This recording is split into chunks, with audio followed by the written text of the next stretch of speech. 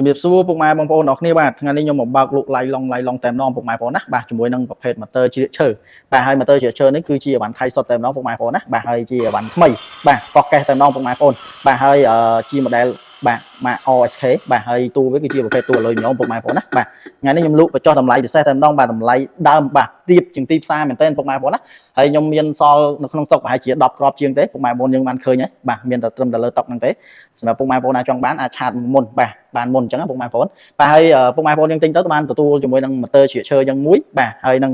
ខ្ញុំថែមផ្លែឲ្យម្នាក់មួយទៀតពុកម៉ែបងប្អូនណាបាទទទួលបានផ្លែម្នាក់មួយហើយនឹងទទួលបានជាមួយនឹងម៉ែត្ររបស់វាហើយនឹងបាទ